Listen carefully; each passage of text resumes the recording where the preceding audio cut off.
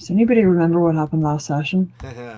Okay, folks. So, I don't. are we? I don't think we're slightly late. I think we're doing good for time. Hello all, and thanks for joining us. Great to have you here. My name is Neil. I am the designer, creator, madman who wrote this indie TTRPG, Fey Earth, which is set in an alternate 19th century Earth, where all the creatures in folklore and fairy tale are real, have always been real, and live alongside humanity. Our game is set in the year 1872. We are currently in Paris. We had to cancel last week's session because some of our players are not feeling great. If people are telling you COVID's bullshit myth and that it's not real and it's gone away, they are full of shit and they are lying. Okay? So yeah. But nonetheless, we are here, and that is the important thing. So right now, I'm going to ask one of our players to give us a recap of our last session.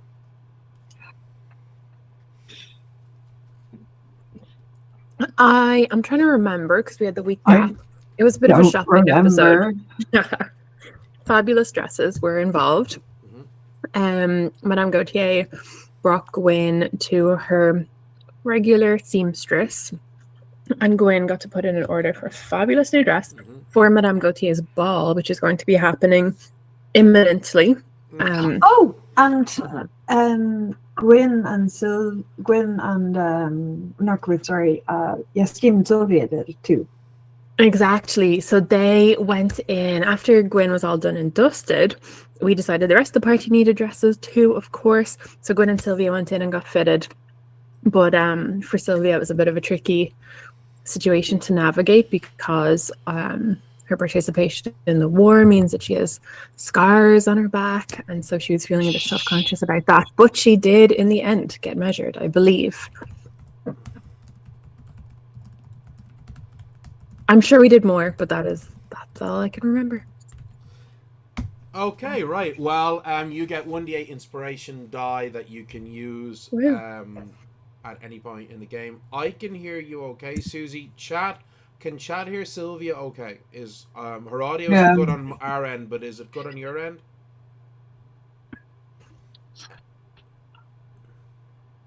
I'm sorry, my entire thing just had a complete freak out, but it seems to be okay. Windows updates 2 minutes before we stream. You gotta love it.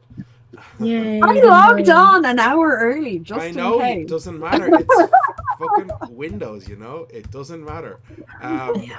Evil. An hour. Okay. Right. So you got back from your busy day of exploring the archives in Notre Dame de Paris, trying to learn more about the gargoyles as well. Oh, yes. Eventually you all head back home. Okay. The next morning you wake up. Excuse me 1 second. I just realized I have a file that I have not opened that is very bloody important. And Sylvia finished her book, of course. That's huge. Sylvia did finish her book, and this is significant because this enchanted tome of the sages. Resolve 5, bitches. Your resolve permanently goes up by +1. To put this into context for those. And my spell might too, which is nice. For those of us who play, say, 5th edition Dungeons and Dragons, a book like the Tome of the Sages is there are similar books I think in 5e. So this would be the equivalent of one of your 6 ability scores being increased by +2.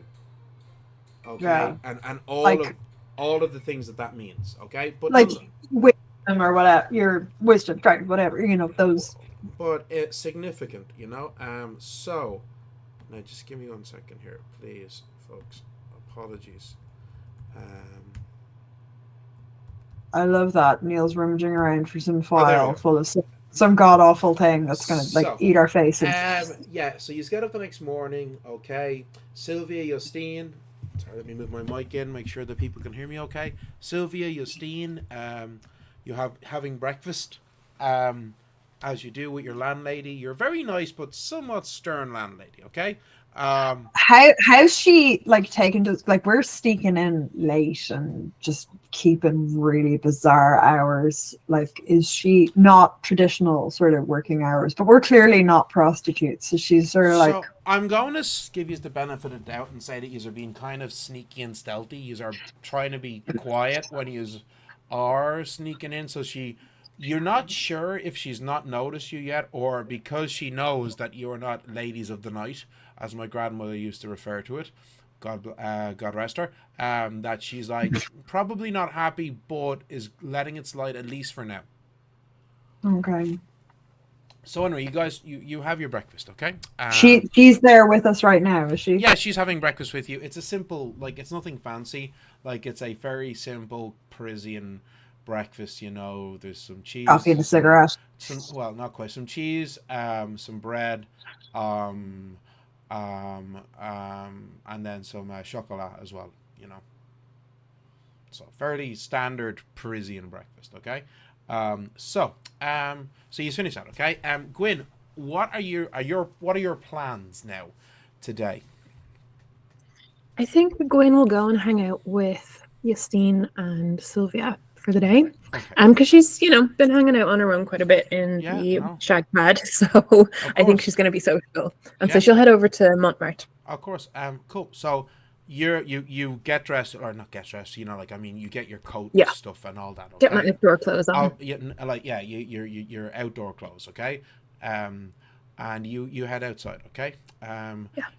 So you're in a nice part of the city. It's not like super rich, wealthy part of the city, but it's still a pretty nice part of the city, kind of a middle class, which of course means that the streets are very busy. A lot of foot traffic and a lot of horse traffic, okay? So you're literally just stepping out the door, about to walk, and all of a sudden there's a cry as a young woman about the same age as yourself, maybe a couple of years older than you.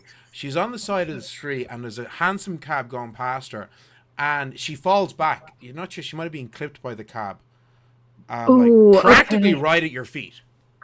Oh my gosh! Well, Gwyn will kind of just impulsively reach out as she sees her fall back and try and grab her. No, you're unfortunately you were like about 1.5 meters away. You couldn't get to her, but okay. So I'll run over and pull her up. So you do, and looking at her, you okay? Instantly you're blown away. This because you were kind of seeing her from behind, but now you're leaning over her, looking at her. She is stunning. This girl, she looks like she's in her early 20s. Stunning, young, golden blonde hair, beautiful blue eyes, soft, delicate features, alabaster skin, this beautiful, slender form. You're like, oh my God, this girl is... Be still my heart. No, seriously, stunning. As she's looking at you, and you see her, she kind of winces, and she holds her hand up. She's like, oh, I don't know what happened there. And you can see there's a pretty nasty cut, like a bleeding cut along her. I can take care of that for you, and I'll use healing further. What? Oh, no. And so you take out your ingredients. That's fine. Don't be scared. Yeah, and I'll pull. Yeah. So it's the healing tether is I believe that's the one where isn't that the one where it's the simple it's a simple length of cord. Yeah, it's a length of cord with knots in it. Yeah, and as you're tying the knots, you're saying the incantations, and then you pull it, and that releases the knots. They undo, and then that releases the magic. So I assume you're just doing this for 2 mana. Yeah, just the base amount. So that's 1d6, okay, plus 5.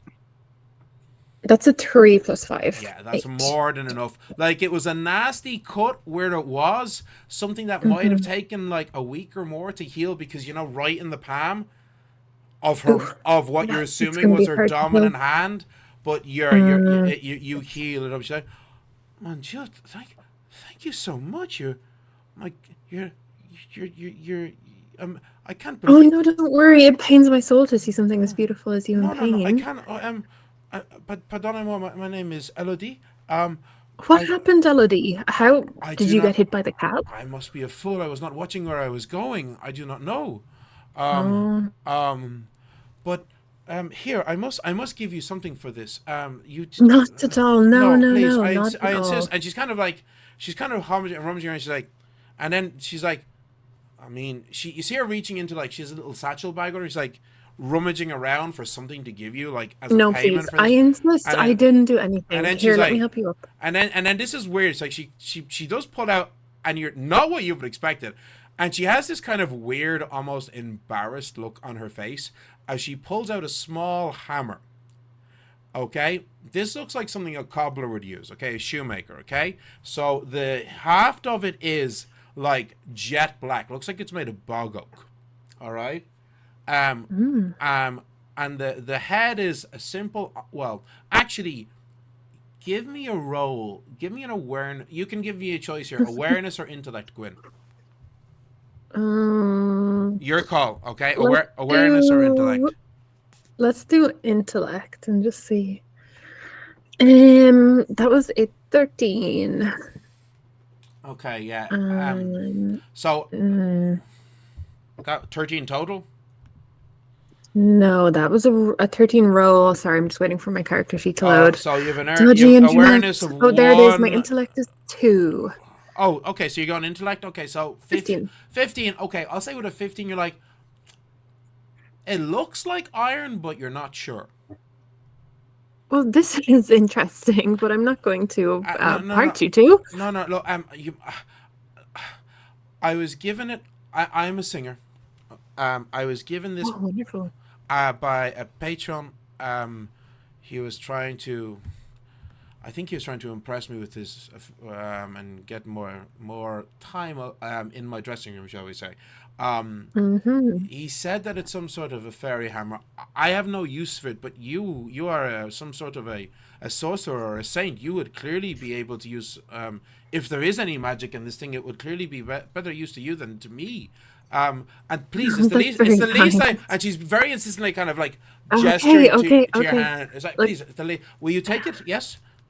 I will, but thank you. It's Oh not at all no, necessary. no. Thank you so very much. I'm sorry for Can I disturbing. help you? No, can I And help you get anywhere? no, Or and now that she's gotten up, like you've helped her up to her feet, and you use your magic to heal her hand, like she seems okay. Like embarrassed maybe, but Hmm. physically seems to be, okay. Oh, and where is it you sing? In one of the opera houses or? I sing in a club, a theater, in the Montmartre. Ah, lovely. I was actually just heading there myself to meet friends. Can I walk you? Are you going that Well, way?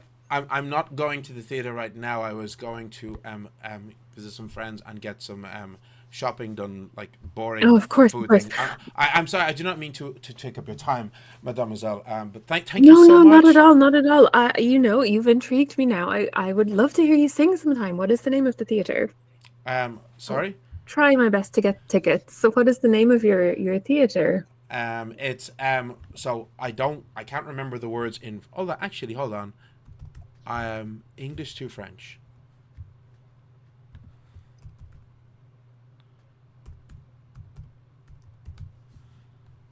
Yes. Susie, I think you're muted.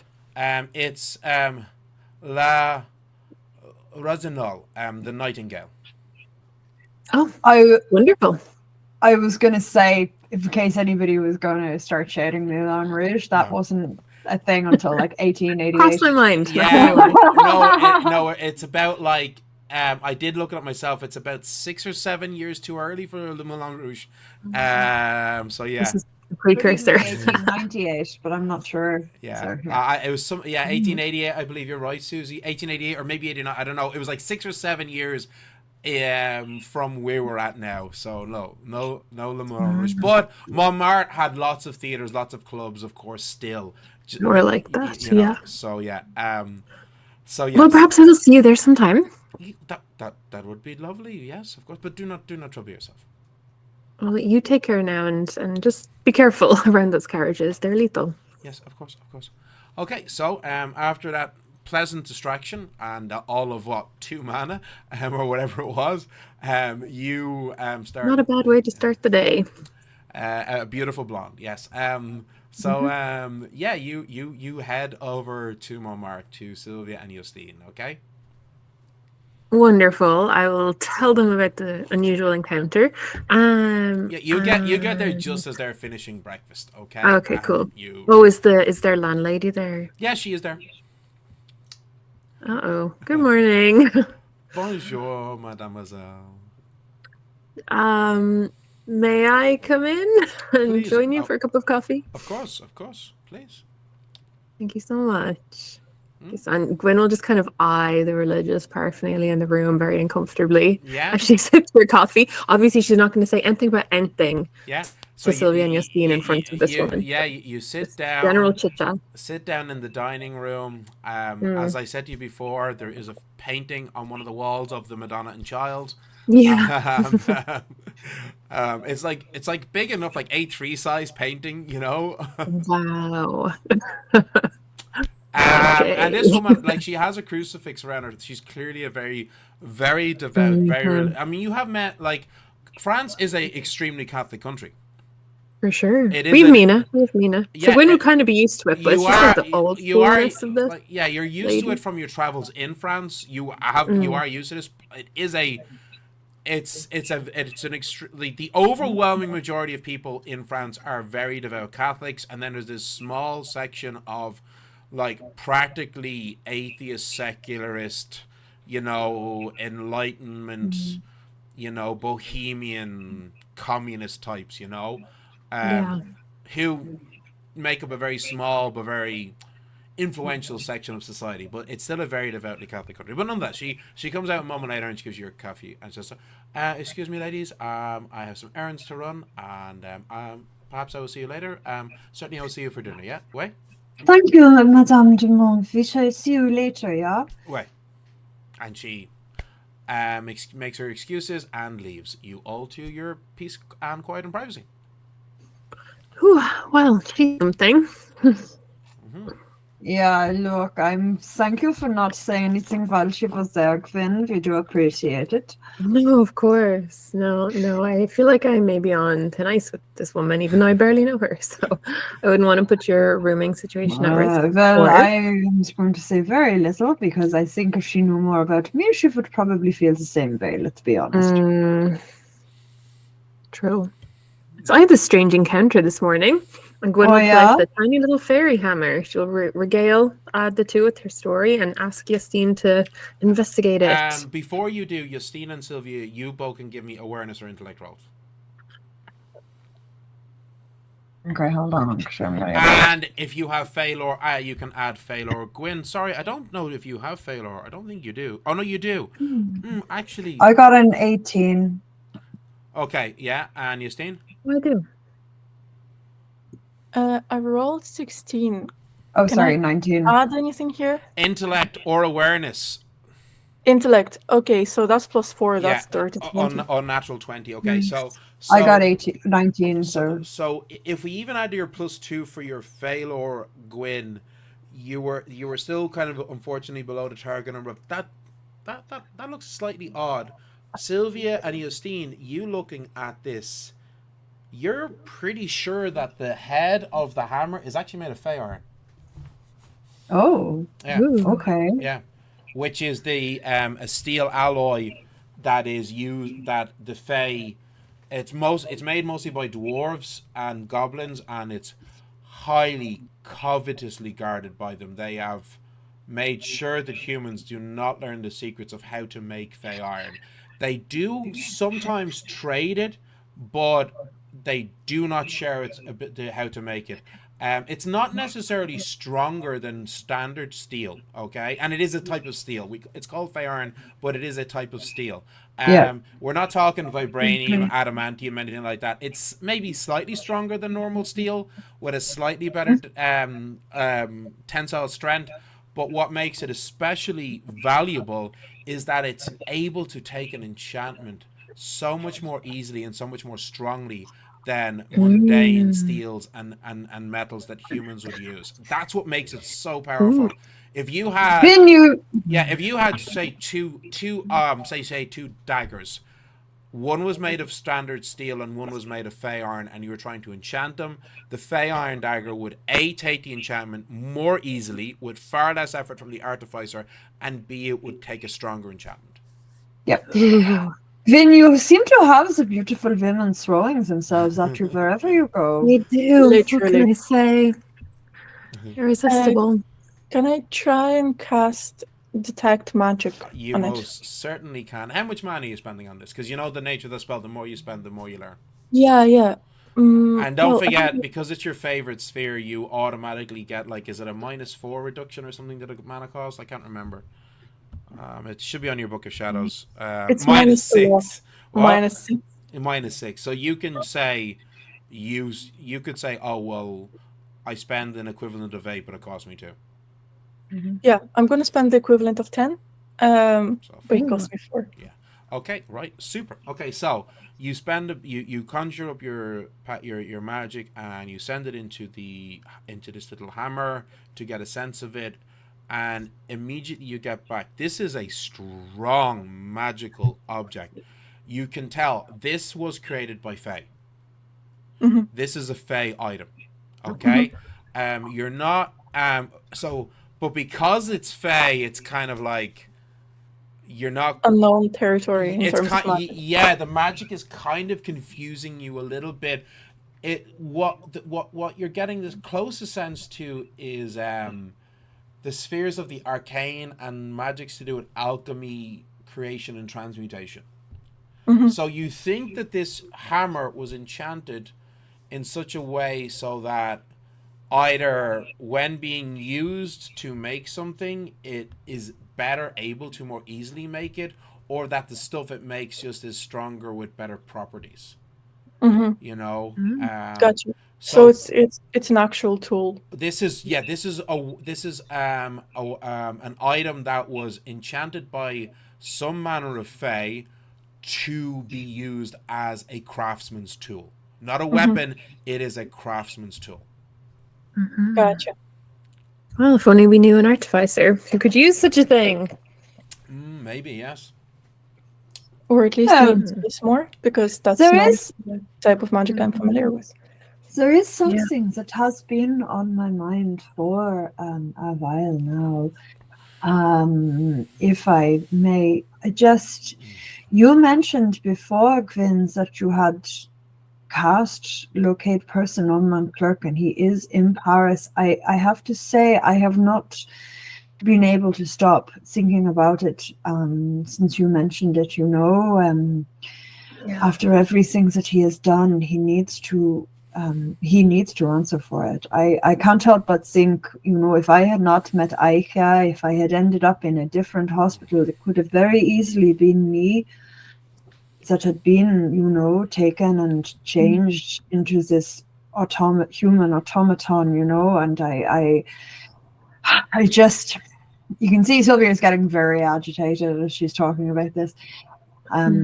It's like it's not enough that men and women gave their bodies and their minds for, some stupid aristocrat who decided that they needed more powers. That wasn't enough. This man also needed to, just use them. And, I cannot handle the idea of him roaming the streets in Paris, either taking more people or I don't know. We don't know what he's doing. He needs to. We can't call the authorities. He's too powerful. He needs to be removed, killed. I agree. Horribly, if possible. Slowly. Be arranged. But I don't agree, know. Sylvia. It was horrendous. It's unspeakable, unthinkable. It's no way to treat a human being. I keep thinking about Mina's brother, and it is good that he got an arm, but the cost of such a thing, and I know that as we are, maybe we would not be able to survive, but if we could even see what he is doing and Well, I can I cast it again. When I cast it last time, it was at the ball, and so I didn't really pay too much attention to where he was exactly. I just wanted to check he was not there. So I can cast it again, and we can see maybe where he is. Do some reconnaissance, perhaps. Yeah, But we need to be careful. Oh, of course, I absolutely agree. But you know, we are quite well off. You and I can turn into animals, and we also have Anklegon, the Great, who can, of course, spy on him. But I have not been able to stop thinking about it, and you know, I know. In a different life, it could have been you. It's horrific. yeah. Well, we can cast it now if you're curious about where he is. I am. Thank you, Gwynn. And so Gwynn will take out a piece of parchment and iron filings and start to do her thing. Your one isn't around, is she? Because she's long gone. She comes in, Gwen's casting a spell, and be like, "Oh, you know what? That's a good point. Maybe we should go up to your rooms because just in case." Let's do that. Yeah, like I said, I don't want you to lose your tenancy here because of me. So perhaps we will do this in private. The Gwyn will do her thing. See what appears on the map. Okay, so you cast a spell, yes? Mm-hmm. Cast locate person. Question: scrying versus locate person, because I have scrying from the old book of shadows that we stole. Which is better? Is one like more powerful? Will it get me a more detailed? Well, I believe you don't know the scrying spell. You haven't learned it, like. You haven't learned it. Oh, okay. Yeah. But the other thing as well is the locate person will give you the actual place, whereas this is just like you're spying on him for a minute. You won't necessarily get any indication of where he is.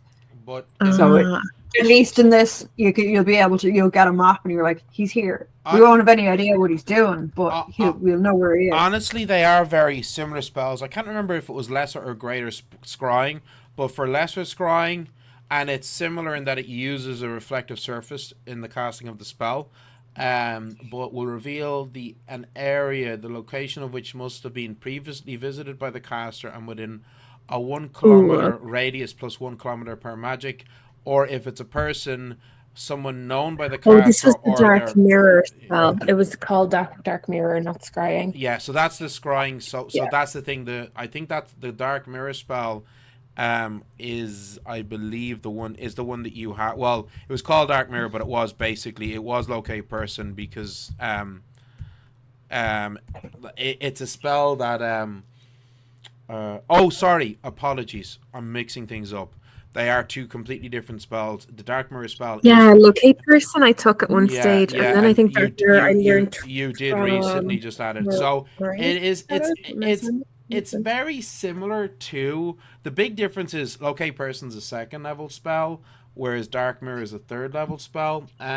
She had spent less mana. They have similar. They do have. So the thing about locate person is that it just shows you where they are, whereas with scrying you actually can physically see them. You can see and hear them and their surroundings, and the spell lasts 1 minute per magic. So you could be watching them and seeing them, for up to 5 minutes. That's the difference. Ooh, I mean, we could conceivably do both. But I'll try locate first. So sorry. As the final answer to the question, the ultimate difference between the two, locate person will tell you where a person is physically, whereas dark mirror allows you to basically spy magically on a person. It doesn't give their location. It doesn't tell you where they are, but you are physically able to watch them and listen to them for the duration of the spell. So that's the way in which they're different. Yeah. So similar but distinctly different. Yeah, perfect. I'll cast locate person first anyway. Okay, cool. So you We'll see where he is in yeah, Paris. so you go, you cast locate person, and the iron filings, they start to shift around the parchment paper, forming this map of the city. And what you're surprised to find that he looks to be close to you. Not that he's necessarily, he doesn't look to be, he's not that he's in Montmartre, but he looks to be in one of the other areas kind of close to Montmartre, kind of towards the edge of the city where Montmartre is as well. So he seems to be somewhat close to you in one of the other parts of the city that's kind of on the edge and not like you don't know Paris very Yeah. well, but you know this is one of those poorer peripheral parts of the city. So relatively close. Like you could probably like you reckon easily within 30-40 minutes of where you are you would be able to get to him or roughly close to the location you're seeing right now. That's unsettling. Okay. Shall I see what he's doing? If you can, you know, if you don't know. Ooh, you know what? I don't think I have a mirror.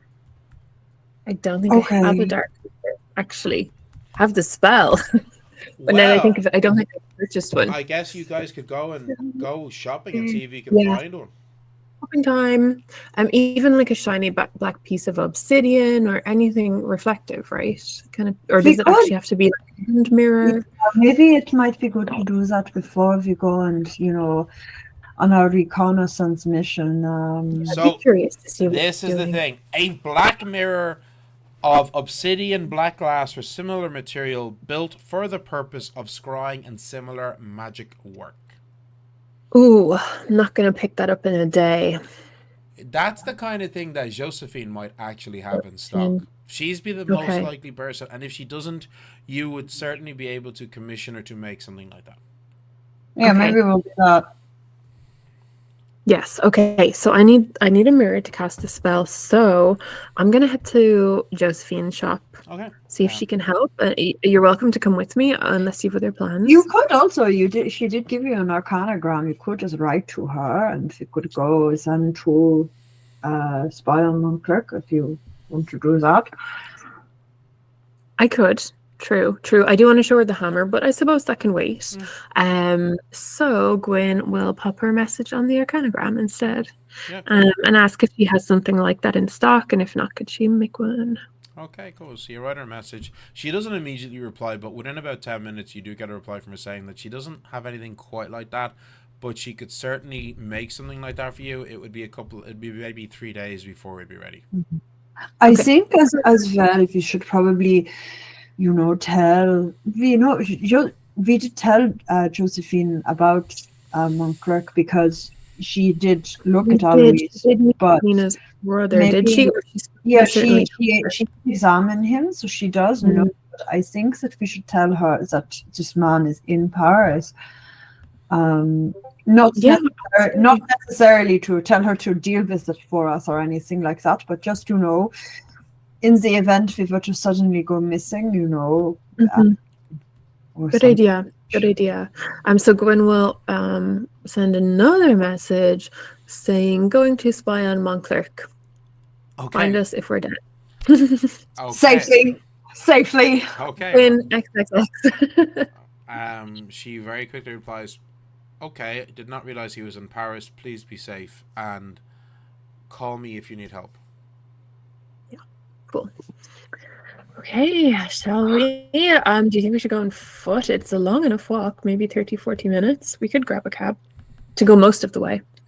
They should go some of the way, maybe in a cab, and then I think that we should perhaps walk the rest of the way, you know, just so to lessen our chances of accident. Like if he sees us exiting a cab, it would be easier for us to, you know, be a little bit more hidden if we were walking, I think. Okay. You can see now Sylvia is getting like super fucking agitated, but also like, I want to get this guy and fucking kill him. Okay, right. So you guys get a cab. We'll say 2 copper, and you get it like maybe about 30 minutes of the way. So you're about a 10-minute walk. Yeah. Yeah. getting Yeah, out. perfect. So the part of the city you're in, it's not a grey part of the city. Like, it's not terrible, but it's not grey. So it's a mixture of some shops, some smaller warehouses. There is some residential buildings as well. Um, Definitely not the roughest, toughest place you've seen so far in the city, but still, kind of kind of like, probably certainly something of a maybe a slightly ignored and forgotten arrondissement. Mm. Okay. And so, what sort of place did it look like he was in? Did it look like a big warehouse or housing? Because of what, like the way the spell works, you were just being told the general location. If you were to cast the Ah, spell again, now that you're you closer have to him, it will give a more specific location of the building. Okay, so I'll find a nice quiet alleyway or something that's empty, and I will cast the spell again. Okay, right. So he appears to be in a medium-sized building about maybe 2 blocks from where you are. Ooh, okay. So Gwynn will just relay that to the group. Close. Yeah, let's go and see what sort of place this is. Okay. Do you think maybe we should change first? Yes, and Gwynn will immediately turn into a little black cat. Okay. Yep. What is Sylvia changing into? Ooh. Maybe I might change into something that flies. I could go ahead, go above. What do you think? Well, so the only one who can answer you is Justine. No, Justine will be on her own, is the only thing. Yeah. Well, Justine will have Anki. Yeah, that's okay. I think I will send Anki with you. I don't necessarily have to watch through his eyes in this case, but we're still like, it's still an okay neighborhood, right? Yeah, but I'm asking you guys, you folks, what do you think I should change into? I'm thinking something that flies, because if Gwynn's going to be on the ground, it makes sense for me to be able to go high. Like going low. A sparrow or something like that, or something like that, like some kind of little blackbird. I don't know, like little bird. Num num num num num. Okay. Yeah. Yeah. All right. I'm just going to find like a nice cafe somewhere. There isn't any. There isn't any. It's not that kind of neighborhood. Gotcha. What is there where Justine can just like sit with a book and wait? Not really anywhere. Is there a library? God knows. There's not really any. Like there's a couple. Like there's a couple of like sections where there's stalls of people selling like, produce, fruits and vegetables, that kind of stuff. There's a butcher's, that kind of thing. So think kind of like the stalls on Cape was it Capel Street, like around like or not Capel Street, Moore Street. Yeah, like that kind of a vibe. Sorry for our non-Irish listeners. For our non-Irish listeners, Moore Street is a city in the city centre of Dublin that for decades and still to this day has vendors with stalls selling normal regular foods, fruits, vegetables and so forth, as well as other things still today. Very much serving the inner city community of Dublin. So I think Gwynn will actually turn back into her human form. I'll stay with Justine because I won't be able to travel into as many nooks and crannies as you will, Sylvia. So I can stay. All right, then maybe you should send Ankle down. He could go high, and I will go low. Yeah. And if something happens, Anglagon will at least return with a message. So I'll try to see through his eyes for as long as I can. Yeah. Oh, well, tell him to watch out for some strange rat with weird markings. Absolutely. He's a smart boy. He knows what to do. Sylvia, so any animal Sylvia turns into is going to have funky markings. So, yeah. Oh, so it's missing feathers on its No, back. not miss. It's not missing. But so you said it was a blackbird you were changing into, wasn't it? Well, no, because if Ankeek's coming with me, I might turn into a mouse. Okay, so you change into a mouse, but the back of the mouse's coat White. is like a white color. It's no pigment. Yeah, it's like a streak of albinism on the back. Mhm. Anki Can you doesn't see? eat mice, right? Sorry, He's what? more into like fruit and veg and nuts and fish. I think he would definitely eat mice. Well, if Well, he Sylvia's knows hit his little points went snack to zero, is she would friend. turn back into a person, and Anki would have a very fucking bad day. Is what would happen. Mhm. Oh no. So Friend, let's not hope he food. doesn't. Friend, not food. Yeah. So, as long as you're within 30 meters of Anklegon, you can see through his senses. Okay? So, you Yeah, guys. Yes. that's okay. I don't think I need to see like throughout the whole journey. He'll report back and I'll be able to kind of see through his memory and Okay, stuff. I'm gonna run along to the building. So, yeah, you're going along for a bit, and you come to the building. It looks like it's maybe some sort of a very small, possibly, it's a rundown, was maybe a warehouse of some sort to store maybe some stock or something from maybe a local shop. Um, as I say, it's kind of run down. There's a big heavy door at the front, which is mostly intact, though the wood looks a bit rotten. There's also some windows, but some at least two of the windows have had some of the panes broken. Um, so yeah, like it's a bit of a not completely dilapidated, but a somewhat rundown building. Yeah, I don't particularly want to go in because he had the hospital pretty well booby trapped, and I don't want to get hit with something where I get knocked unconscious and I'm not on my own. Great. Uh, Then you have no idea what's going on inside because unless you go in, you have no idea.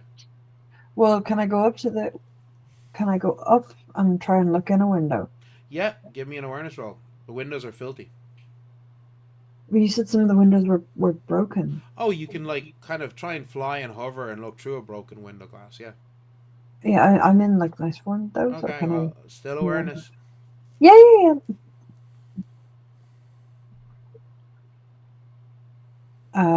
So that's a dirty 20. The dirty 20. Yeah, I heard you. Yeah. Okay. I'm gonna say that sparrows are. Oh wait, sorry. You said you're a mouse, didn't you? I did, yeah. Okay. Screw it, I'll allow it. Mice are not known for having extremely keen sense of sight. They've got very good smell and hearing, but not especially good sight. So so what you can what you can see is you can't make out a lot because as I said, dirty glass panes and the likes. You're trying to look through where there's breaks in the glass. Yeah, I'm looking in a broken Um, window. so the warehouse building itself. It's maybe 8 by 10-ish meters, maybe. Like it's big but not huge, for a warehouse. Hmm. Um, Stone slab floor, a couple of broken crates, but you can see that Mont Clerc appears to have set up some sort of a workshop type space. He's got a table and he has some stuff that's similar to what you saw in Cambrai. Okay. All right, Any suggesting that he might be at work there. Okay, are there any kind of surgical tools? there's one or two pieces. It's not as well kitted as the workshop in Cambrai, but it's like on a similar level, just not quite as fancy. Okay, Hmm. but you do see Mont Clerc is there. Okay. Okay. You see, and he appears to be. He's not on his own. He's talking to another man. Early 40s, kind of stubbly beard, kind of rugged appearance, wearing okay clothes, not shabby but not really rich. Okay. They're talking in hushed tones. Um, so even with that unnatural 20, you can't quite make out what they're saying. If you wanted to be able to hear, you can give me a fresh roll to see if you do better, or you could try and crawl in and get closer. Okay, I'd like to see if I can. I'd like to do a roll Yeah, first, sure. and then I'm going to decide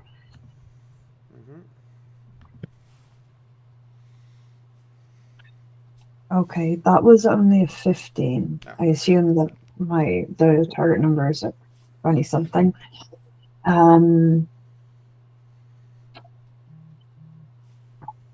Are there any of the arcane soldiers around? You don't see any. Okay. Can I see Anki? Anki's up close to you. Justine, is Anki gonna try and get in? Yeah. Okay. Because I was going to get in. Basically, I was going to go in. I wanted to see, make sure that he saw me go in. So if something happened, he would then go. He So would know. Anki looks around and finds a slightly larger broken pane of glass that he can slip through.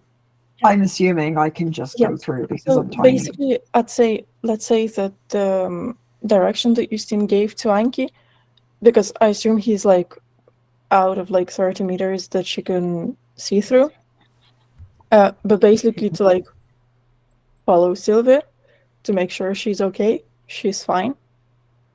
So yeah, he's going to follow her for sure. Yeah. Basically, I'm just trying to make sure that if something goes, because Angie has plot armor, Sylvia does not. Yes. So I will also say that even though you can only see through his senses within 30 meters, as long as he's within 100 meters, you can still send verbal commands. Or sorry, telepathic commands. Mm-hmm. And he can do it back as well, obviously. It's for them. It's like it's a non-verbal communication of feelings and images. You know. So like if he sees Sylvia being in trouble, he'll be able to zap me. Yeah. So Anki's going to follow. Mm-hmm. Cool. No, I just wanted to make sure that he knew what I was doing. Because I'm very aware that I'm taking a risk here. Okay, I'm gonna do this.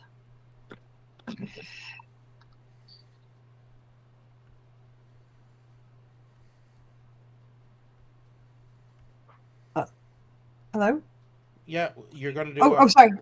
Oh, I'm gonna go in. Like. Okay, cool. Right, so you're gonna crawl in, go down, give me a. So you're a rat, yeah, or a mouse. Yeah. So give me a stealth roll. We'll say +7. Okay. One. Ooh. Okay, that was a 23. Okay. All right. So you get up and you scurry along down the wall, coming up closer to them. You can't see Anklegon. Anklegon has used their chameleon-like abilities as a fairy dragon to blend in. Okay. So you getting a bit closer to the Mont Clerc and this guy, you can now hear them. Okay. And you can see Mont Clerc handing this guy a small package, something maybe the size of a small shoebox. And he said, so as I said, it should do the job. It should allow you to bypass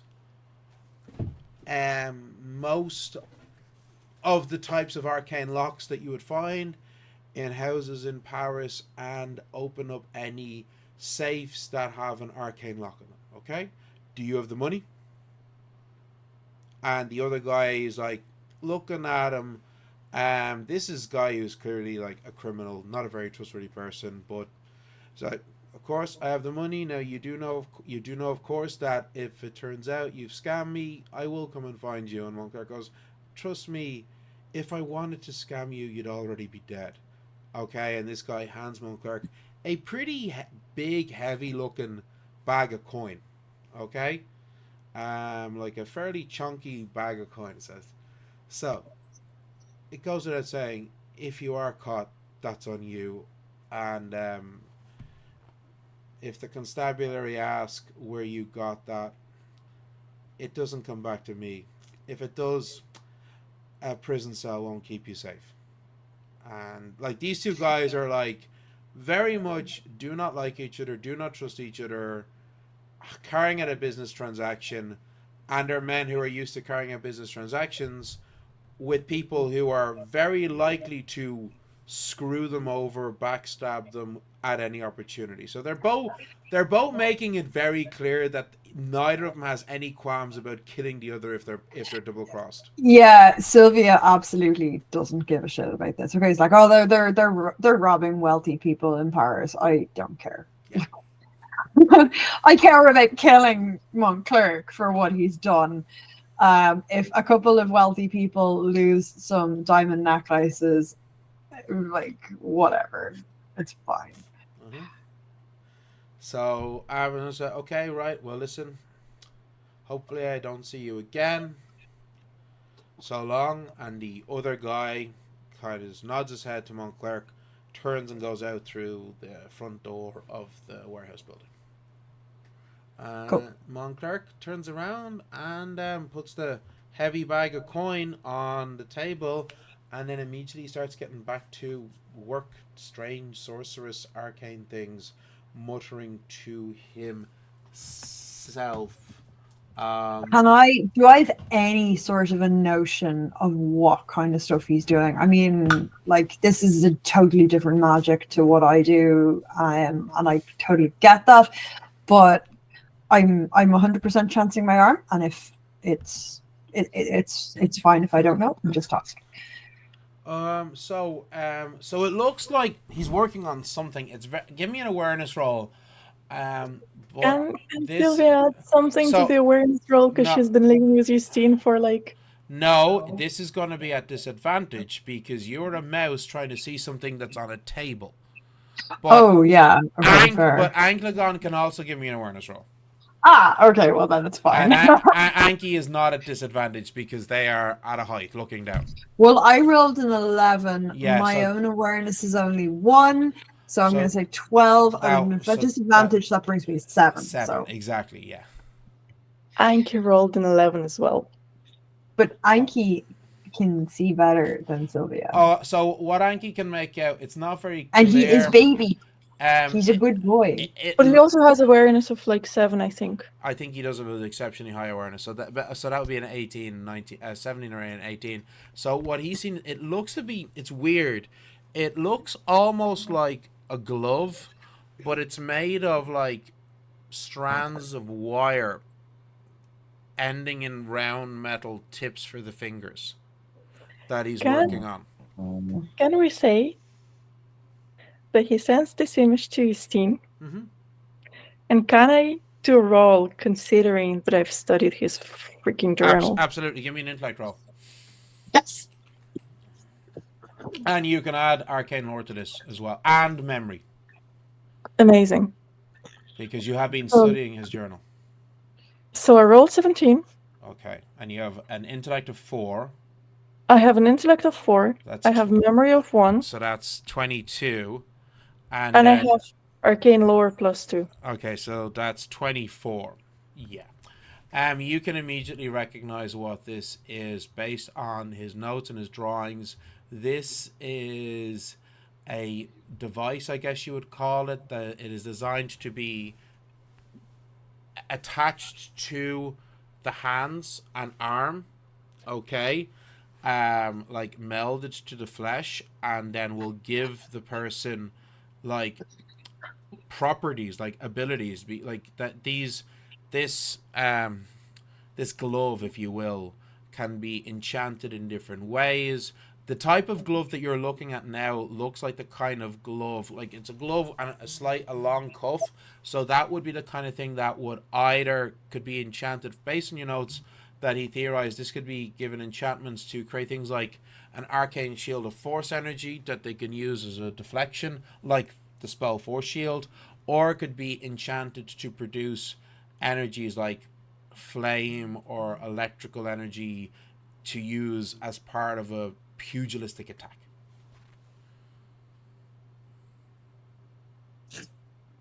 There were also like more heavy duty from his drawings. You didn't see them in the warehouse, but from his drawings, this is more of a theoretical thing where he was theorizing about more complex fittings that would be like gears that would come up the entire arm to the shoulder with gears, and that would meld into the flesh and would actually make the person who's augmented physically stronger. But this is not that. This is like glove, hand, and forearm. So this is probably something that, when put on somebody, will give them the ability to then, conjure some sort of a magical energy to use as part of a physical attack, or maybe to conjure some sort of a defensive arcane shield to better protect themselves from an incoming attack. So he's definitely still doing. He's continuing, yeah. He's still fucking building. Oh, Jesus. And he'll need people to So, so Jesus Christ. as I said, he's working on it, and he's looking around, and it looks like he's yes, lovely. Okay, I think it's working. Okay, I think Vego will like this. Yes. Good. And that's you, Sylvie. You hear him saying that. Vego. Yeah.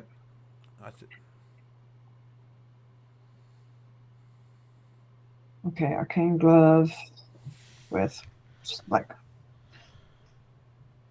power. Okay, Vego. I immediately went to Vigo, as in Mortis. No, Ghostbusters 2. I knew you were going Ghostbusters 2. Ghostbusters 2. I immediately also caught Mortison, Helena. Well, you are younger. We're older than you two punk kids, okay? We're children of the 80s, okay? So I may be aging like an elf, but I am 40, so yes. But on that, I think that is a perfect moment to pause in our story. Okay, so thank you. I love that you went to Morton. No. Viggo Mortensen, Aragorn. What a specimen. All right. Well, listen, thank you all. We will be back in 5 minutes, so don't go too far. We shall talk to you all again very, very soon.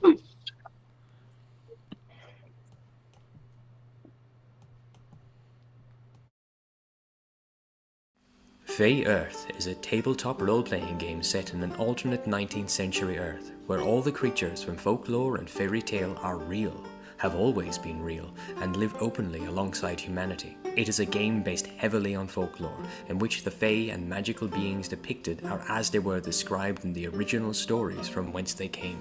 This means, when you play Fey Earth, you will find yourself coming across many creatures whose names are very familiar, but whose appearance, personalities, and powers are very different from what you might be used to. It is a world, however, in which the Fae have developed alongside humanity, and while in many ways they are similar in how they appeared in fairy tales, in other ways they are also advanced in a similar fashion to humans. This means that as well as finding fairies and dryads living in nature, you will also find centaur cavalry and dwarven riflemen. The world of Fey Earth is one in which most people try to avoid the Fae, treating them with a healthy respect at a distance. But you will still find people who wish to adventure, exploring abandoned Fey mounds, hoping to find treasure and lost magic.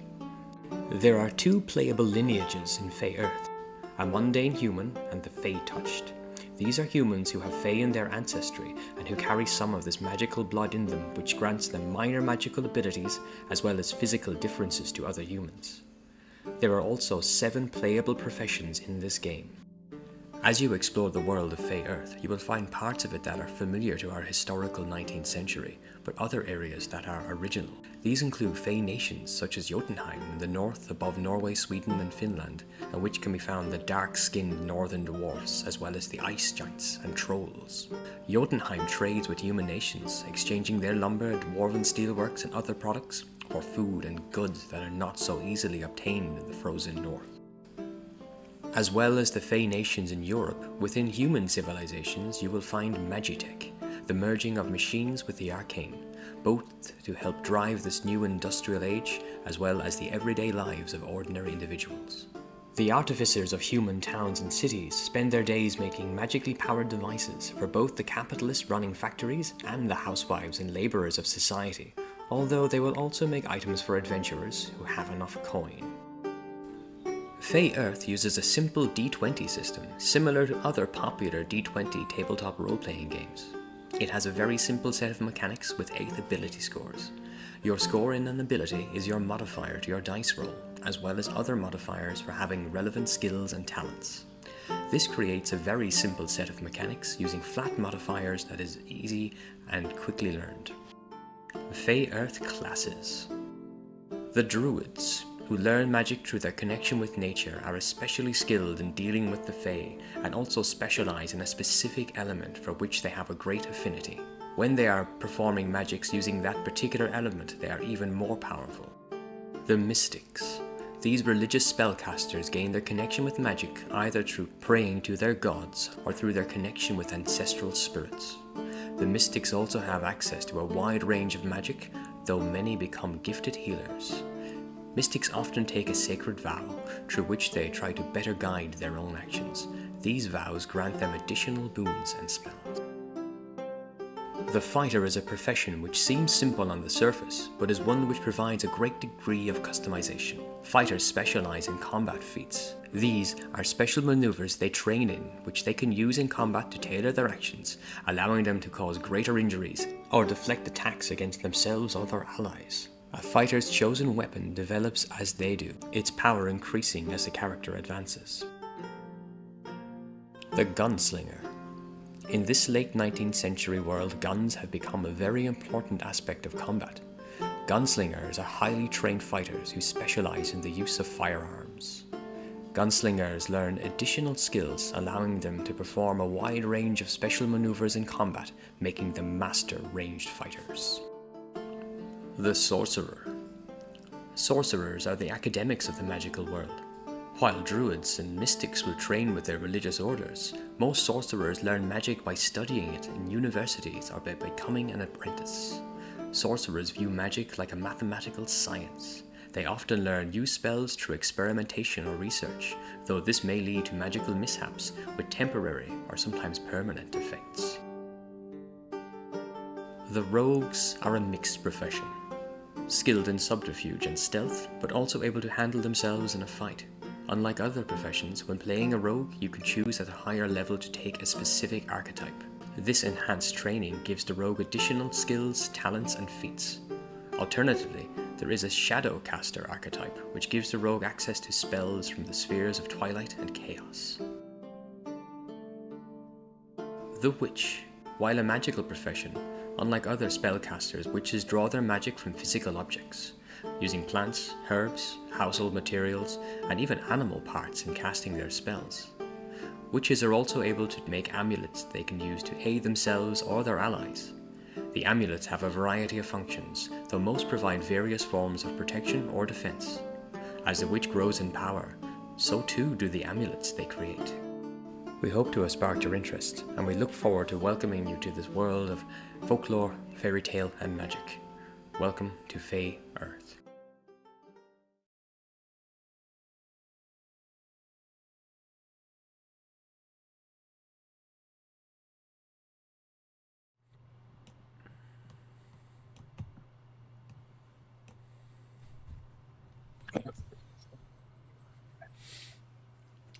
Okay, folks, hello and thank you for sticking around. Welcome back to Fey Earth, an indie TTRPG set in an alternate 19th century Earth where all the creatures from folklore and fairy tale are real, have always been real, and live alongside humanity.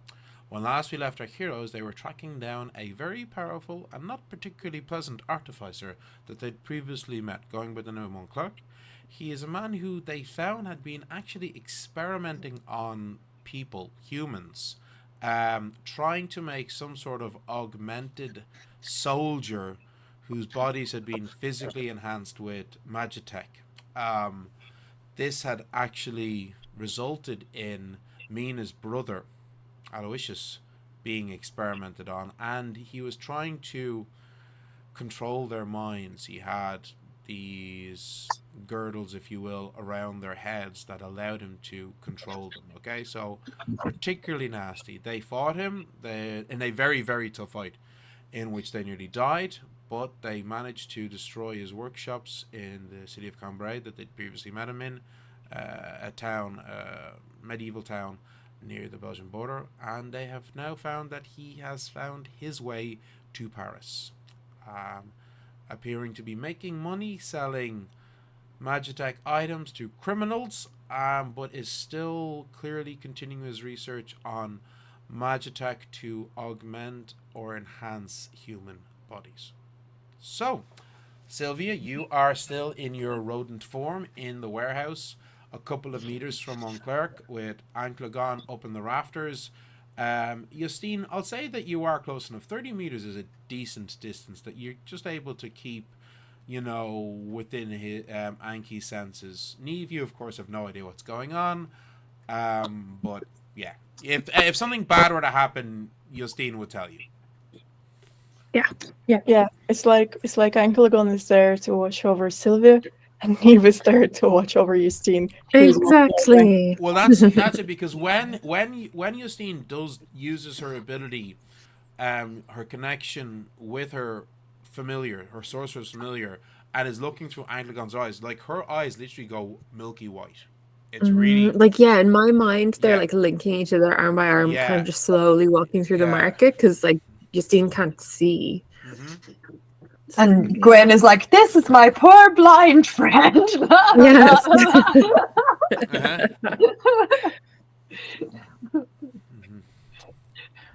Yeah, exactly. At least there are no hooves this time. Look. Yeah. Could be worse. Always Yeah. worse. What I remember from that was just Neve happily going, to the stake we go. Like, that would have been too much for that village, man. Like Justine with the hooves. That they were absolutely convinced Gwynn was there to like bewitch and steal the young man. And then I was just like, oh god, they cannot see her like this. Yeah. Exactly. Disaster. But that was so Sylvia, what do you want to do? Do you want to stick around? Do you want to see if anyone else turns up? I'm like, what do you want to do? I am gonna stay for a little bit, like just a few minutes, but I don't want to stay here for too long because I really feel like I have been unbelievably lucky, and I do not want to. Like, I mean, yes and no. You are like, let's not forget that you are a mouse. Sorry, and the B-shaped spell lasts for 1 hour per magic. You have a magic of 4, don't you? Yeah, you do. So 4 hours this spell will last for. Okay, you're okay. Well, I'm not gonna sit here for 4 hours. But my point is, you don't need to worry about. Oh shit! I've got like 2 minutes left. You're good. I know. Good. Oh, I know. I'm more concerned about arcane traps, and glyphs and shit. So yeah, I'm gonna stay for a little bit. I'm gonna see if anybody else comes along. I'm gonna see if he does anything, if he brings anybody in. But I'm probably not gonna stay longer than like maybe 15 minutes or so. I don't know. I don't want to. Okay. So, I worry for Sylvia's mental state if she sees anything to like, Yeah. So no, I understand. So okay, so you stick around for 15 minutes. He's tinkering away. He seems to have finished on the item that he was working on. And you're just getting ready to leave. Outside, Gwyn, you're just standing around waiting, minding Justine, trying to linger without making it obvious that you're lingering. When you do spot somebody walking in your direction, in the direction of the building, it's a young guy in his early 20s, lean, muscular build. He's got the guy's got a broken, clearly has a nose has been broken several times. Got some scars on his face. Probably somebody who's had a pretty tough life. Does he look like a fighter? Well, Gwyn, you wouldn't be surprised if this is a guy certainly someone who's been in a couple of fights. But he walks into the building. So, Sylvia, just as you and your little rodent form have turned around and have started making your way out, the front door opens and this guy comes in. As I say, lean, muscular build, face bearing numerous scars, calloused hands with scarred knuckles. Okay, he is a fighter. Yeah. And I feel like Sylvia would definitely recognize that as Yeah. well. Because she definitely Yeah. have known a good few people like this when she Yeah. was in the army. So walking in, he says, "Well, Mont Clerc, have you got it?" And he says, "If I go, yes, I have it done. Shall we?" He says, Oh God. Well, at least he sounds like he's a fucking volunteer. So that's yeah. So he walks cool. up and says, "Okay, He's so he's on board for yeah, what's he's going like- on. So he walks up. Okay, take off your shirt. Okay, strip down to the waist. So you see him. He takes off his coat, takes off his shirt, and you've seen numerous scars on his body, where he's clearly been in different fights. This guy's probably had a pretty tough life, and he says, "Okay, sit down there," and he points at a pretty rickety-looking stool. And he says, "Okay," and he hands him a small strap of leather. He says, "Bite down on this." Oh God. Okay, and then taking the, as I say, it looks like, imagine if you will, like a glove, well, not a proper glove. So the metal that would enclose the tips of the fingers, with chain running along the back, and then there's a large circular piece of metal. There's some stones of some sort set into it. Then the chain comes up, and then you got these bands of metal that come around, and you see him fitting them. So the fingers in through the cups, the tips, then the bands. He's pressing them around the guy's forearm, and then he says, "This is going to hurt." And he's smiling as he says it, clearly doesn't care, as he starts to focus, conjuring up a significant amount of arcane energy, which he starts channeling into this glove fitting.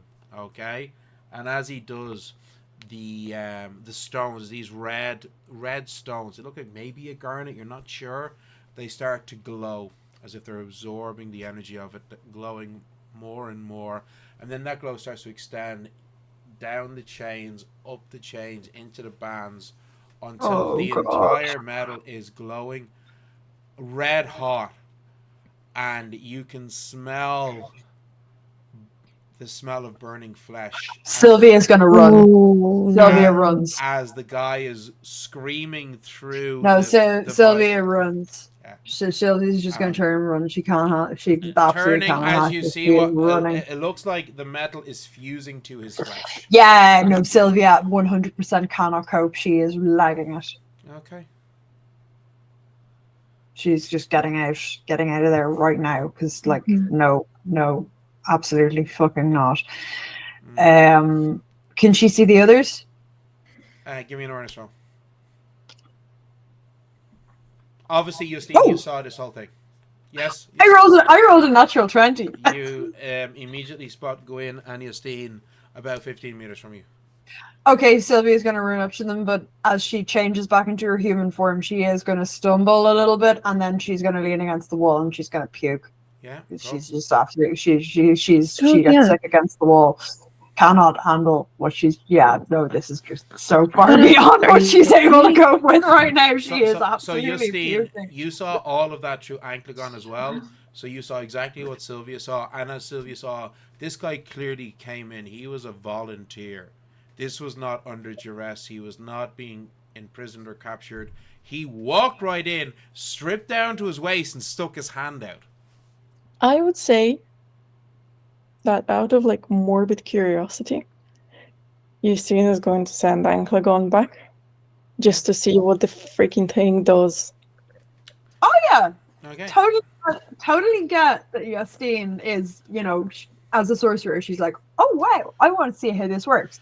But Sylvia is like, I can't be in a room where I can smell burning flesh because, Yeah, you go back in and you can see the guy, he's sweat dripping from his body. Like, he's drenched in sweat. And it's not a warm day, but he is drenched in sweat. And you see him, he's kind of holding his arm. It looks bad. Like, it's not like the entire arm is like burned, but where the metal has have fused into his flesh. The big metal circular piece on the back of the hand is fused into the back of his hand, and the cups on the tips of the fingers are fused into the tips, okay? The chains are still loose, there's still full movement there, full dexterity, but you can see where the metal has merged and fused with his flesh, with his skin. And he's like, he's just kind of, he's kind of leaning on his knees, leaning over, breathing heavily, as Mont Clerc hands him a glass of some brown liquid, and he says, Oh, at least he's giving him a glass of something. Fucking hell. "Here you go, Pierre. That was good. Others have passed out." That was one of the advantages of using people whose minds weren't there, you see. I didn't need to worry about that. You're not there, you don't hear this, Sylvia. Oh my God. No, I'm so glad. Like, I fully stand by my decision. Like, as soon as, I figured as soon as the smell of burning flesh Yeah, hit no, her nose, you'd be he was gone. just like, Says, Sylvia's like, nope, I'm out. And he says, okay, so I want you to feel with it. Just feel out as if you were just feeling out your hand as normal. And he says, yeah, okay. Do you feel the differences? And after a minute, he's like, wait. And he's moving his augmented hands like, yeah, yes, I do. I do feel it. It's obviously, it's still incredibly painful. It'll take a few days for this, but yeah, I do. There's a buzz, there's a heat. Yeah, now focus on that heat. Focus on it and try to let it grow. And as he does, you can see the guy's like straining and his eyes are closed and he's like really intense look of concentration on his face as you see the red garnet on the back of his hand starts to glow brighter and brighter, and after about 4 or 5 seconds, suddenly his hand becomes engulfed in an aura of flame. And he's like, and he opens his eyes like, well, this will come in handy in the catacombs. I wondered. I did wonder. But you know what? Morally, Sylvia wouldn't necessarily have an issue with this because this guy volunteered. Mm-hmm. You know, and that's fine. It's the stuff that he's done before that she wants him dead for. Yeah. So that's what you see. They spend a bit of time talking, and Mont Clerc has gone through with them, like, more finer detail, like how it works, and he's talking a bit about like how the charges work, like, you know, like how long he can use this ability before it becomes depleted and he needs to rest and that kind of stuff. You know, it's kind of the more technical side of things. It seems to be something that it can last for a while, but you know, after maybe 20-30 minutes he'd need to rest for at least an hour or more to let the stones recharge, you know. But yeah, and they do talk about, Mont Clerc is quite obvious open on this. I can give you other augmentations if you wish. And it's like, I know, well, what kind of stuff would you like could you give me? He's like, well, does your other arm? He's like, yeah. She's like, do you need to keep it? I go, what do you mean? If you're not particularly attached to it, we can attach something in its place. And the guy's like, very taken aback by this. Let's see how I do in the catacombs before we look up to... I am quite fond of my parts. And, well... I bet he is. This fucking guy. He gets madder and madder by day, as it seems.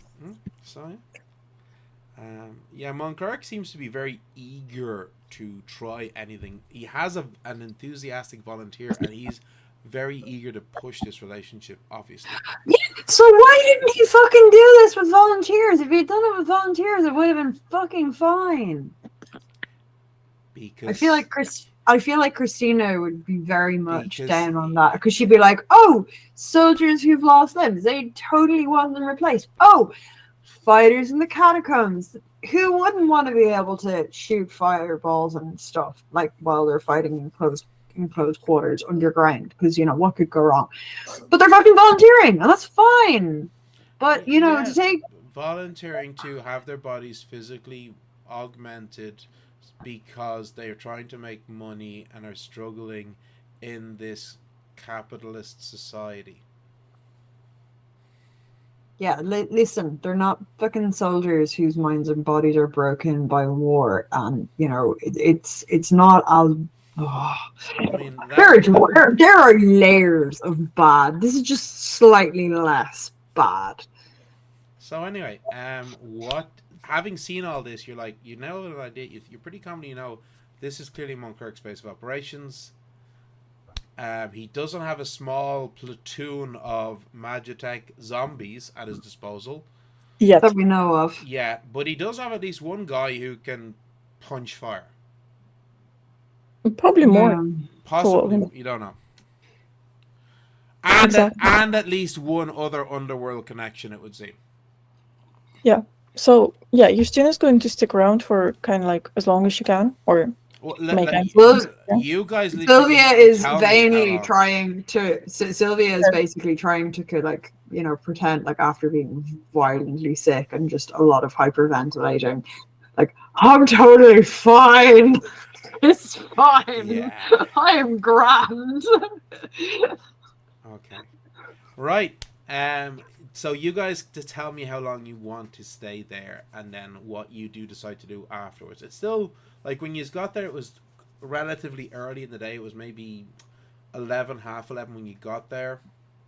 Oh, well, like after this, Sylvia, after being violently sick and managing to stave off a panic attack, is just she just has a little bit of, she just takes out her hip flask and she's not like necking it, but she has a sip and she's like, just she's done. That is, yeah. Okay. Is Gwynn reacting to this at all, or? Yeah, like Gwynn's instinct would be to go over and like rub her back and hold her hair back, but she knows better than to go near. Well, Sylvia wears her hair off anyway, so that's thankfully not an issue. But Gwynn's kind of just saying it's gonna be okay. You're gonna be fine. You're out here now, all the fresh air. It's gonna be okay. I am fine, but the man in the warehouse, he is not. Well, I will say this much, at least he volunteered, and Sylvia is going to just relay what she saw. She's going to also mention your man with the arcane lock thing that, but, she's going to assume Gwynn doesn't really care about that. Because Sylvia doesn't, but yeah. And then she's, oh yeah, this man, he said it would be useful in the catacombs, I think he is a fighter, he will be using it. So it is maybe for the best that Mina has gone, if she was in the catacombs and she came up against such a thing in an enclosed space underground, this would not be good. But yeah, no, it was fine until the smell of burning flesh comes and I have to leave. So yeah, of course. But it was, morally, I don't have an issue if it's what happened. No, I mean, if your man volunteered. Oh yeah, at least he he's came not in. Using prisoners. He held out his hand, and Mont Clerc said, "This is going to hurt," and while he was making it, he said, "Oh, Vego will like this." It was very much, a business transaction. He was creating something for someone who was paying for it. But, so what he's doing now is not necessarily a bad thing. Okay, some rich people may end up losing some diamond necklaces, but in the grand scheme of things, he's not. Well, his clientele is not ideal, but at least they're willing participants. So, yeah, I don't necessarily see a problem. No, but I don't like to be vengeful, but It's okay to have an axe to grind. well, I He can does say need to for learn a lesson. myself, I would not want to be changed in such a way, have my limbs removed and things melded to my flesh without my consent. Particularly after, going through something horrible in the war, having my mind broken, it feels like kicking someone when they are already, completely on the floor and have lost everything. It's just not. Yeah, that's not okay. I mean, we burnt down his operation once. We can do it again. But I think Why not? there is a myth that I did not study, obviously, but Lisbeth knew about it, about a great Greek hero who fought a creature who, when he cut off the head, 2 more would grow back, and maybe it might be a good idea to take a leaf out of your book, and Mont Clerc's book, as the saying goes, and as the myths, burn at the source. I like this story. Let's do it. I look, I have no problem in theory with what he's doing, but the people that he's augmenting will probably go on to do all sorts of horrible things to vulnerable people. They are fighters in the catacombs, like people who are fighting, they are signing up for such a thing. But can they use magic like that in a fight? Is that not unfair? I wasn't there. I don't know. You would have to ask Nina. No, my issue is I want him to pay for what he did to the soldiers in Cambrai. Yeah, he needs to pay. He does. That could have been you, could have been anyone that you know. So okay, so folks, what is your plan right now? Are we going guns blazing into? No, we're not. I mean, Gwynn's up for that. Gwen is totally up for it. Absolutely. Yeah, this is like. What's the worst that could happen? This exceptionally powerful sorcerer. And only 3 of us. Let's be clear. Only 3 of us. What's the worst that could happen? Okay. We've learned. Gwynn is going to take Sylvia's lead because she is really, really invested in this. Okay. What are we doing? Right. Are we sticking around here? Are you? Because you did also talk about going to Josephine to show her this Fey hammer that you were just gifted. Okay. How about we go and see Josephine? We tell her what we have learned. I think as well, maybe I would write to my brother in the army and see. I don't know if. I mean, I'm wary of doing such a thing because they might decide this is a great idea and they want to keep Mont Clerc alive to employ him. I don't trust anyone with this, to be honest. I think no, I don't trust them at all. I would be worried that they would, decide, oh well, let's employ him. Because, use him to make weapons, human weapons. No. Exactly. So I think maybe no, I will not tell Heinrich about this. But maybe I think we should tell Josephine, not so that she can, deal with Mont Clerc, but in the event that we do not survive Mont Clerc, that she will know and maybe she can do something herself. But it feels wrong to go and engage him now. I think that we should wait until there are more of us. Certainly, at least until we don't know when Mina will be back, but at least if Aminata is with us, I think it would be better. Certainly, her stealth abilities.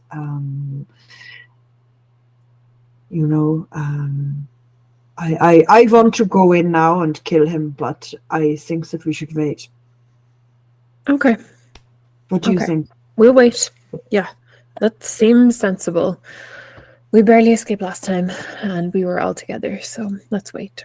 Okay. This is what I am thinking. It is only because Justine throws a book at him, as the saying goes. But A noble sacrifice.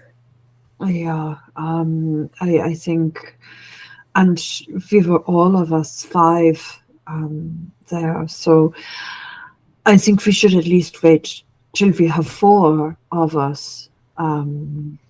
Okay. In the meantime, how about we go and pay Josephine a visit, tell her what we know, and I wouldn't mind getting her to have a look at this hammer.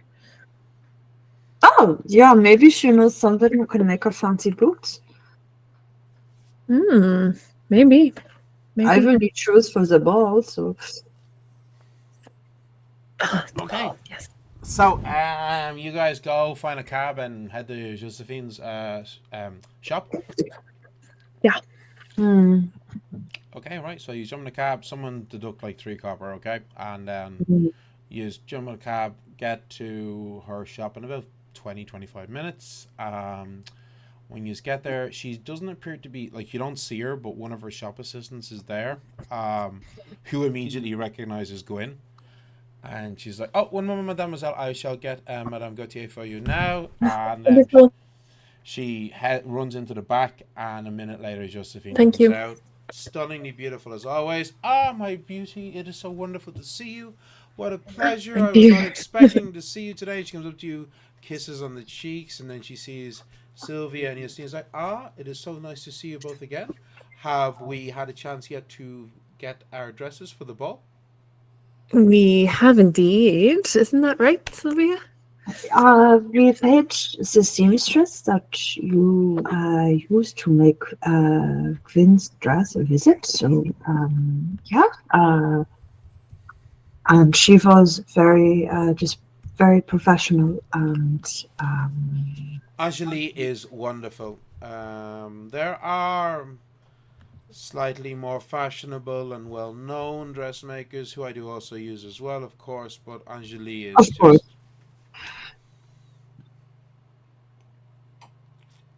So professional. So we are coming from Mont Clerc. We found him. Yes, we found him. He's based in Paris, not too far from Montmartre. He's in Paris. He is. He set up a base of operations here. Yeah, Neil, we told Josephine this earlier. Yeah. Okay, fine. I didn't see exactly what happened myself, but Justine, Anclagon, it saw exactly what happened. I couldn't even begin to describe it. But Sylvia will relay what happened, and you can see, like, as she's doing this, her shirt getting like going slightly pale, and she starts looking kind of green again, and just like getting very agitated. Maybe I'll go and ask for some tea. And then I'll go find that nice girl who works in the shop and ask for some tea for Sylvia. So, first things first, he appeared to give some sort of device or object to some man to help him break into homes to get into safes? Oh, yeah. Well, that is a problem. That is worrisome because most of those in the city who have safes, the safes are standard mundane gear-based mechanisms, but some would have additional enchantments on them. I assume the very wealthy would have some, yeah. So if Mont Clerc has given somebody some device to get around those enchantments, the constabulary are going to be looking at us. There's not many artificers in the city there's not many places you could get such an object, and it would be the artificer. So I'm going to be honest, that is going to bring unwanted attention on me, but... I was, to be honest, I was thinking, okay, some very wealthy people might miss a diamond necklace. Well, very wealthy people tend to have very powerful friends. Yeah, no, my concern with Mont Clerc is the atrocities that he committed in Cambrai. I No, want him to answer to his of course, yes. Well, um, so it would seem that he has not stopped his research, but is using volunteers now. yeah, at least these men are willing, but that does not change what he has Yeah, done to but the soldiers in Cambrai, you know. Well, As all far as I could see, it was no one that I personally knew, but you know, it could have been anyone whose mind was broken by the war. So, you know, he needs to pay for what he has done. yes, as but well as as well as we know what he's capable of, and we know that basically there are no borders that exist for him. mm, That he can do anything, and nothing is stopping him from, mm. I don't know, going to hospitals in Paris or starting kidnapping people on the streets. That is what True. I'm afraid of. Yes. Well, look, Um, I will be truthful with you. I would love to get my hands on his research to see what he's doing because I do feel that much of what he's doing could be of great good to people. But the oh real, yeah, people who have lost limbs in industrial accidents or in the war, you know, to have a prosthetic limb to replace what is lost, this is only a good thing, of well, course. to give people a choice that has never existed before, perhaps the person might decide they do not need such an enhancement, but at least they would have a choice, which they do not. And that would be wonderful. But the reality is that I will be completely blunt and honest with you. The kind of people who would be happy to have their bodies changed in such a fashion as you described, you witnessed today, are the kind of people I would be worried about having the abilities they are getting from these augmentations. I agree. Oh, this is why I am suggesting we remove Mont Clerc, but obviously I thought that engaging him today would be a bad idea because I wanted to wait until we were at least more than three, you know. Oh, wait, d'accord, absolument. If Mina was back from Switzerland, that would be wonderful, but if she is not, perhaps you We may. would be trying to hold her back, I believe, you know. Also, I mean, I Mhm. do not think you can wait very long either. No, S no, I agree. this is difficult, but well, we shall think of something. We shall think of something. You are formidable women, even though he is a powerful artificer. You are powerful and formidable women yourselves. Do not forget I that. do think so. There are We there, survived the last time we faced him, it's uh, true. and I'm sure you're stronger now than the last time you faced him as well. So there is that as well. Even if it is just four of you, there's still four against one, and it is four strong women against one. Well, we don't know. He may have imprisoned and, you know, created more soldiers. We don't know if the soldiers from Cambrai survived. From what Then from what everything went on fire. to be They honest, they also went on fire, and from what you I don't know if described they of the survived. inferno, I doubt any but him survived. Well, he certainly wouldn't be, you know, giving them first aid or trying to heal their burns, but you know, they may have been tough, and although it is very common when you are burned to die of infection later, you know. Um, at least this is my experience.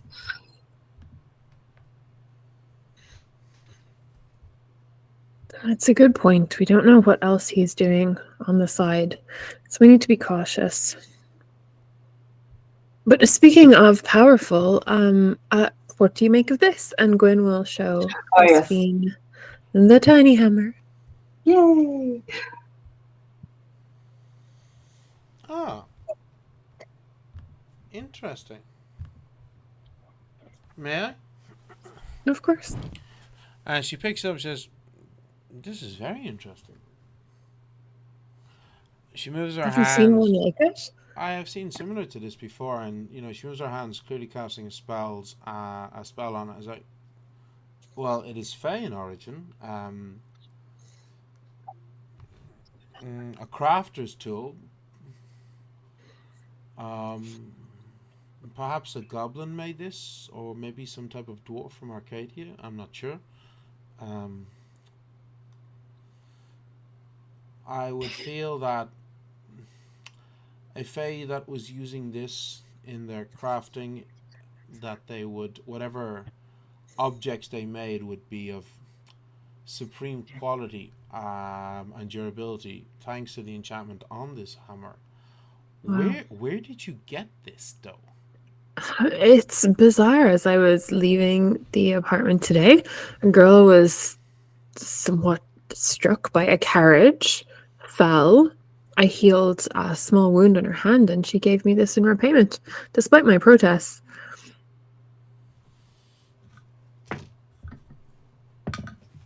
This girl, she just happened to have this fairy hammer on her person. She didn't have much on her, and she wanted to give me something, even though I Wait. insisted the even though I insisted the magic I used was not worth anything really. But she said it was given to her by a gentleman visitor. Okay, this is very strange. It's somewhat unusual.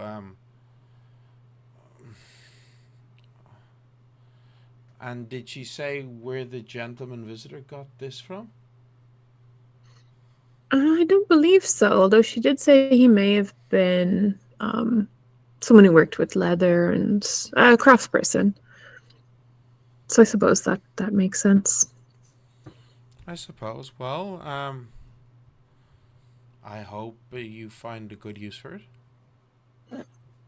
I don't really know what to do with it, to be honest. I'm not much of a maker or crafter myself. I was wondering if You know, we do need. I certainly need new fancy shoes for the ball. So I don't think you should wear anything that I make, Sophia. So I'm not quite sure what to do with this. It is a crafter's tool, and we don't have crafters really among our party. But maybe you would have a use for it. Oh, thank you, but no, I don't think I'll take it. It was given to you after all. I'm sure you could find some use for it. Gwynn, you do have a goblin purse. You could just. You never know when these things will come in useful. That's true. That's true. You know, I have seen it when people find the craziest things and then decide not to get rid of them, and suddenly the day comes and someone has exactly the right tool for the job. I'm not sure how a cobbler's hammer will come in handy, but you never know. We might find a take it up. beautiful shoemaker who needs No, a hammer. I only have eyes for dear Josephine here. Sylvia's kind of looking at her with, until somebody pretty and powerful walks into the room, and then you'll forget pretty fucking fast. She's not saying any of this, but she's communicating it all. Giving Gwynn the side eye.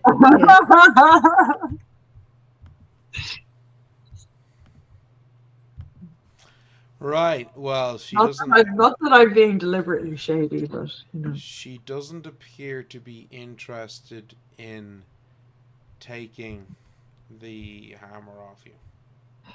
Yeah, Gwen's gonna stow it back in her goblin purse. Who knows? You never know. You might end up there might be some beautiful woman who needs the perfect shoe for a ball, and you are the only person who can do it. And God's help her if that's the case. Would not shock me. Okay, well.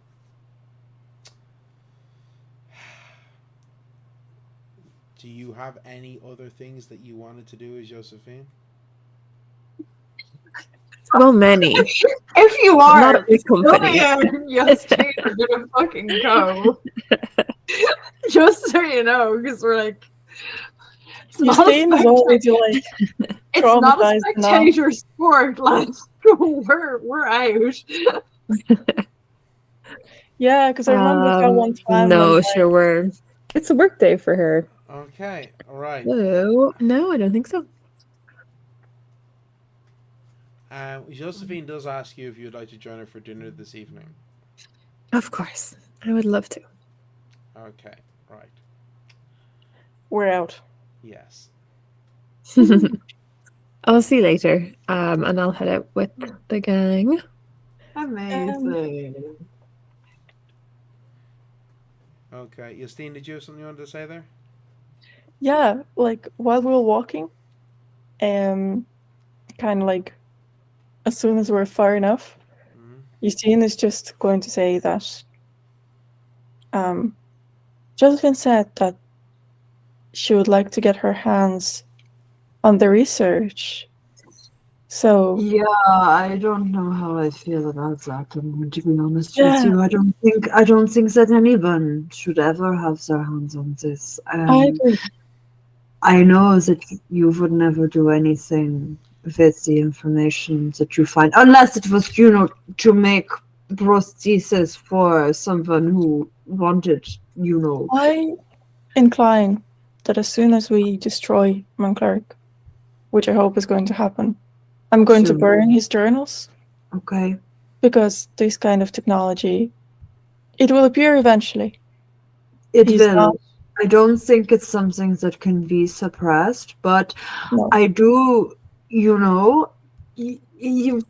magic. So remember Moraine, she did not have the use of her legs, but she was able to make a chair that allowed her to move around freely, and it is clear that she was able to live a very fulfilling life, even in spite of this inability to use her legs. And the issue is that in the right hands, this magic technology can be very useful, but the simple fact is that people like Mont Clerc, whose minds are physically just wrong and broken, and whatever should be there is just missing in the place of a soul, they should not have any sort of abilities to do this. And I think we're all agreed, right? When everything is done at the end of the day, regardless of what he says, we are not showing mercy, we are killing him. Right? Of course. He could have, all the sick daughters and good reasons that he likes. I don't care. I want him dead for what he did, and there is nothing that is going to change that. There are people who should not have access to this knowledge, but I don't think the knowledge itself is bad, because in the right hands it could do a lot of good,